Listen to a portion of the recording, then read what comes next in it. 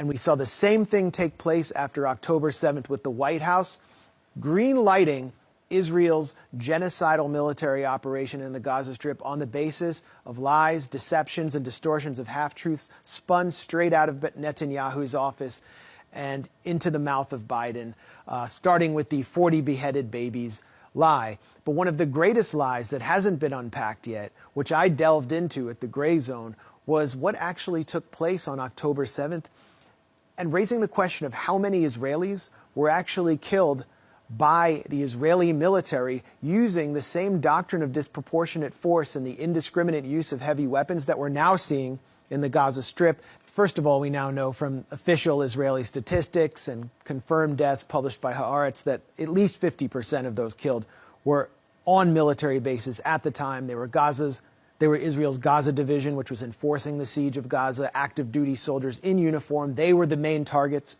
of the Hamas commando division, their elite units. And U.S. media Western media never showed the video shot by Hamas and Islamic Jihad commandos by GoPro cameras of them killing these soldiers who had been previously killing them in many military operations. They turned to the killing of civilians or Israeli non-combatants in order to create political space for what was to come next, the Israeli operation inside Gaza.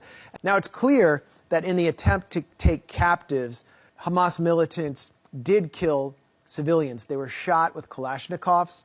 Some may have been killed with grenades. Those were the only weapons they carried. But if you look at the images of, for example, the homes in Kibbutz Be'eri, which was one of the main sites of hostage standoffs, these homes look like many of the homes in the Gaza Strip, which I've personally seen covering the 2014 assault on Gaza. Totally destroyed, cooked. Entire families were actually found in these homes, Israeli families, under rubble, as Palestinian families are now being found in Gaza.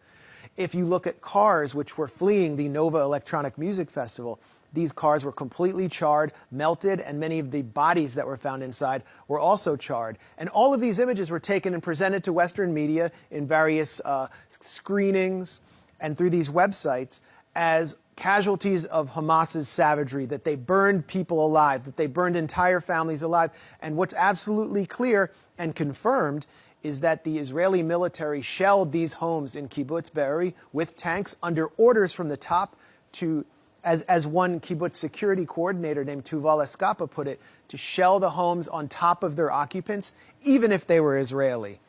And we can go through so many other testimonies produced in Hebrew media, which I synthesized in my report, to show a systematic campaign of friendly fire ordered from the top of the Israeli military to prevent Hamas militants from taking captives into the Gaza Strip.